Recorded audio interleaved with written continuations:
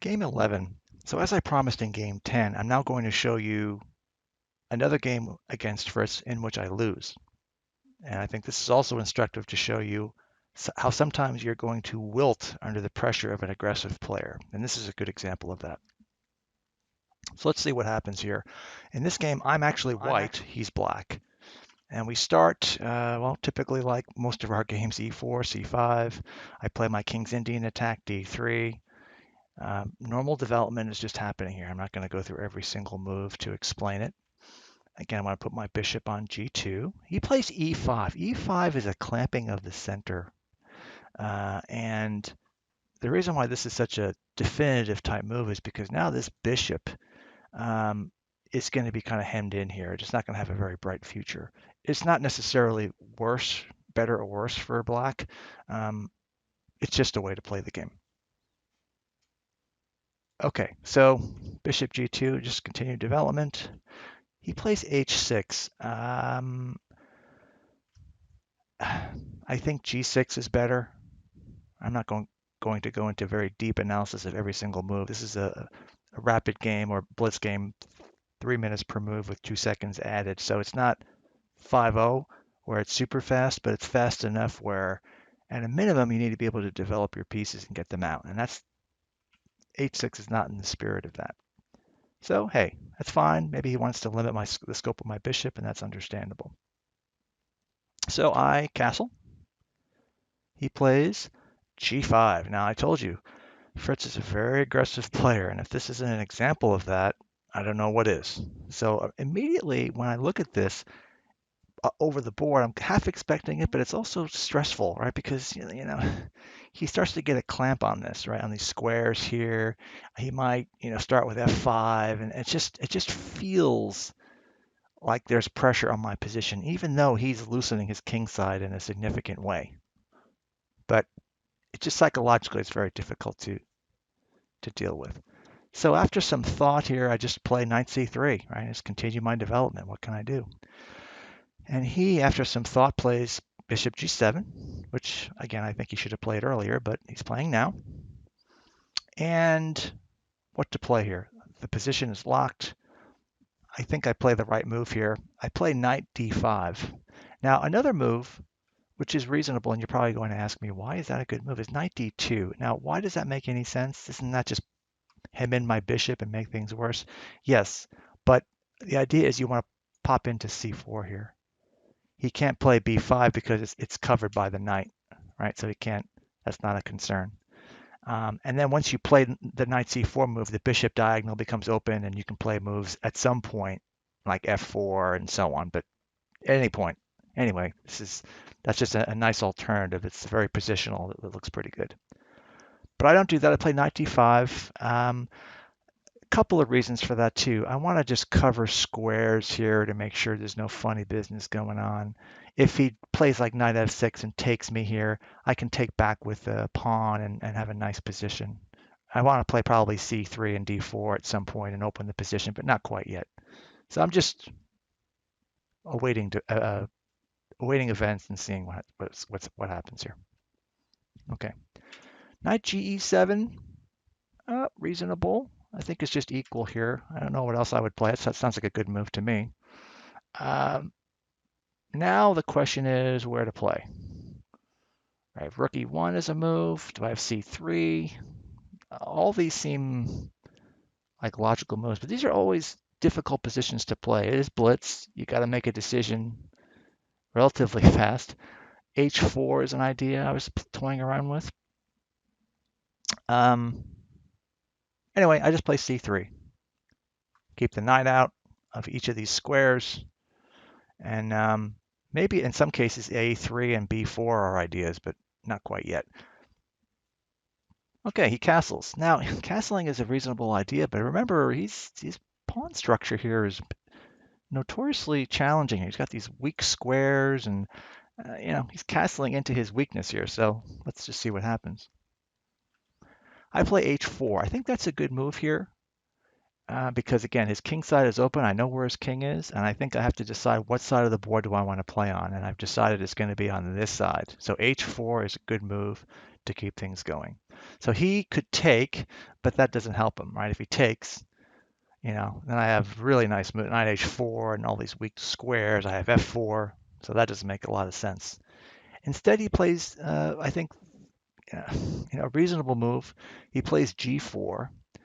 Now, I, I think that's not a strong move. A better move would have been f6. g4 looks reasonable, but why is g4 so bad? Well, for one, you're really locking in this pawn now. The break here is less strong than it was before. You're hemming in your bishop that can't go anywhere. So I think that's a dubious move. And I'm saying it's not losing or anything, but it is dubious. So what's the best answer to this? Well, I play a less than stellar move. I play knight back to e1. Not good. Now, why is that not good? Well, first off, a better move here would be like knight h2 for a couple of reasons. One, it immediately puts pressure on this pawn, right? Got to deal with that pawn, and he's got to protect it. He probably has to play like h5 or something. And then I can play just very natural moves like f3, right? Preparing to open up the rook file. It's just a very fluid, natural move. And once again, he's almost has to respond. He can take here. I can take back, but he's got to take this because if he doesn't, I'm going to take. And then I have either queen f3 probably is a good move. Again, hitting this weakie, and I have a nice advantage for sure. But for some reason, I felt 91 was the better move here. So I play 91. And now I think he starts to get the upper hand here. He trades. Oh, he doesn't. I thought he was going to take on d. He could take on d5 here, I think, and get the upper hand, but he doesn't. He plays f5, kind of giving me back the initiative. I got to be careful here. I think taking is almost forced. I don't really know what other move there is to play than that. Some of you might be thinking, well, just play f3. Well, after gf3, maybe knight f3, knight takes d5, ed5, knight e7. Again, I got to play a move like knight h2 to protect the pawn. That's weak here, and I don't know. These pawns look mighty strong to me, and I think he's got a really good game here. He can play like queen e8 maybe and get on the light squares and start putting pressure on pawns and so on. After f5, I just take it. Just see what happens. He takes with the bishop, which is a good move. Now, there are better moves. Maybe knight f5 is a little better. Bishop f5 is reasonable.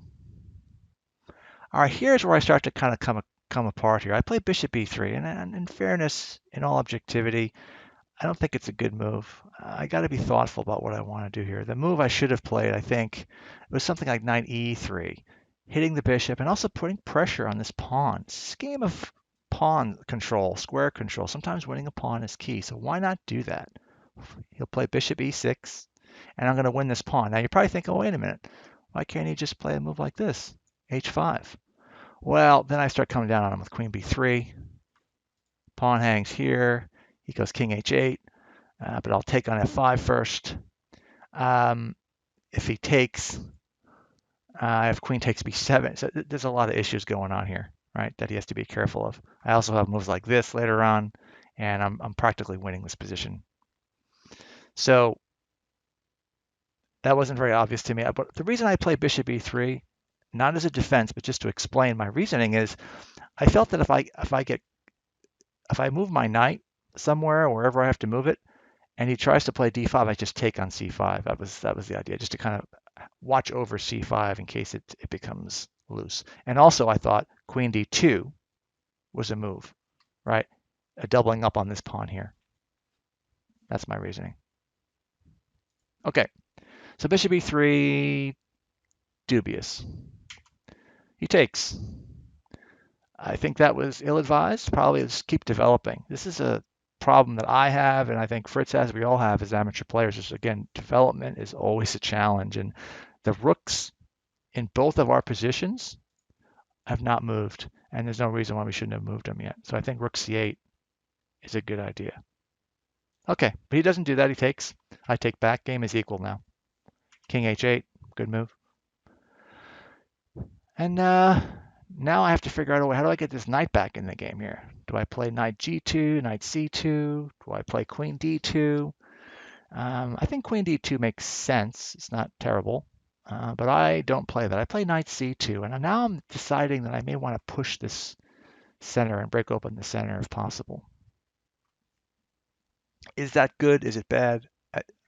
I don't know. I think black has still got a slight edge here because of his pawn mass here in the center, and the fact that my pieces are not well placed. They're sort of jumbling. All right, so he plays queen d7. Again, that's a strange move to put your queen on a dead diagonal. I mean, look at this. This is just not going anywhere. I think it's meant to cover this knight if it gets taken. But I think a better move here is even at queen e8. Then bring the rook over, and he can pop into here or here. I mean, that makes a little more sense to me. But queen d7, again, dubious, making the game equal. I think he threw away a small advantage that he might have had. Okay, so I play queen d2, hitting the weakie. He plays a good move, rook f6. It's a double-edged move here, right? It protects the pawn, but it also prepares what we've been talking about, rook over, and putting more pressure on my position. I still think the game is equal. So here I play finally rook a1, reinforcing this break, which I want to have as soon as possible, but it's not quite there yet. All right, now he plays knight e7, hitting the bishop, and I want this bishop. I want to retain the two bishops if I can, so I pull it back to g2. Still got a very, very nice scope here. This is a very nice bishop. But the problem is if he plays like d5, he's going to start squeezing me, so I got to be very careful about that. And sure enough, he plays d5. And I remember when I played bishop e3, I said I want to kind of keep an eye on this c5 pawn, right, to see if it's weak. And sure enough, that paid off. It doesn't justify bishop e3, but that was my intention. So I take it. And already I'm much better here. Not quite winning, but I have a center pawn, the two bishops, just like he does. And there's really very little to worry about at this point in terms of him crashing through the center and occupying the middle of the board. Knight c6, reasonable move. I still think he should get his rook in the game, rook e8 or something, right? Getting behind this pawn and pushing when appropriate. But knight c6. I think the idea here might be he wants to push on d4. Maybe.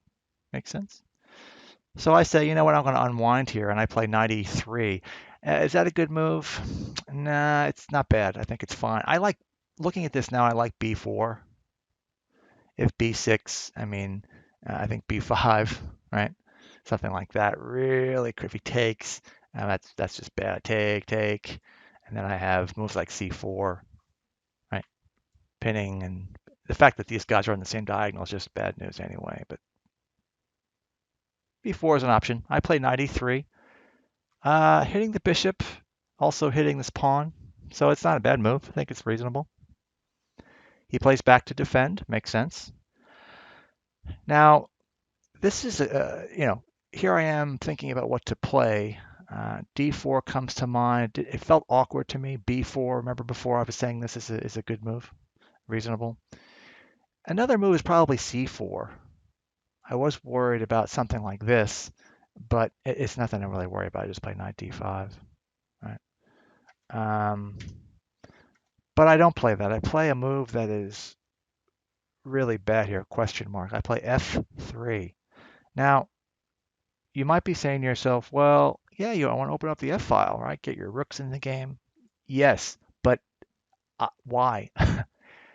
The other problem is if he takes, this bishop now has a better diagonal. So I'm helping him here. This is not a good move. Okay. I'm not suggesting it's losing, but I've lost a big amount of my advantage now. So F3, question mark. And what does he do? He takes it, sure. And now how do I capture this? This is kind of awkward. So I play bishop takes F3. Okay. He plays B6, kicking my bishop, which makes some sense, I guess, in a sense. But I just play it back to A3. Now, the good news about bishop A3 is it covers this key square here. So rook AF8 can't be played, and that's a good thing. So he plays D4. Again, he's just always pushing forward. He's very aggressive. And this takes me off guard a little bit, right? I'm not really sure what to play. Probably a move like knight G2 is in order here. Just keep things safe. Don't commit to anything. That looks reasonable to me. I have a slight edge maybe. But I take. I kind of panic here. I take, which is not good. And then he hits me with, what does he hit me with here? ED4. Not sure that was the best move. It's probably reasonable. Rook F3 is interesting too.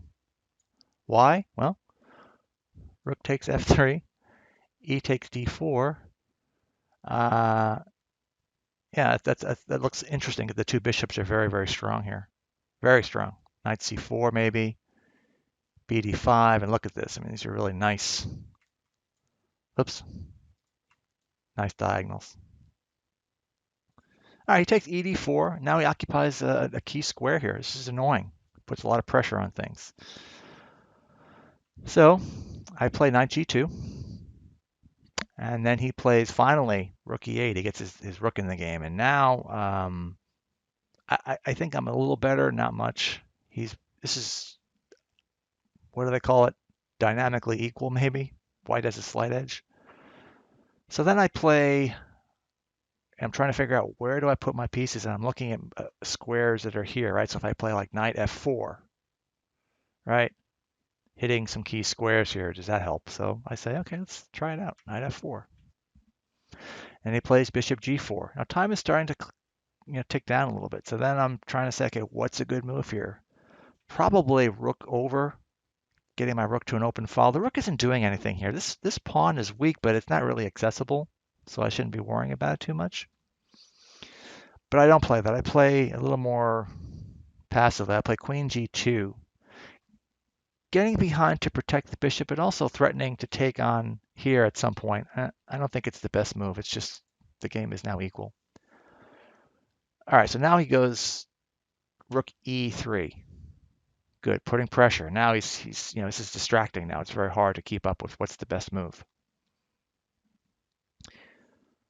This is a time where you have to be very calm, right, and just think about what the best move is. The best move here is either a move like rook C1, right, putting pressure on the C6 knight, or just trading.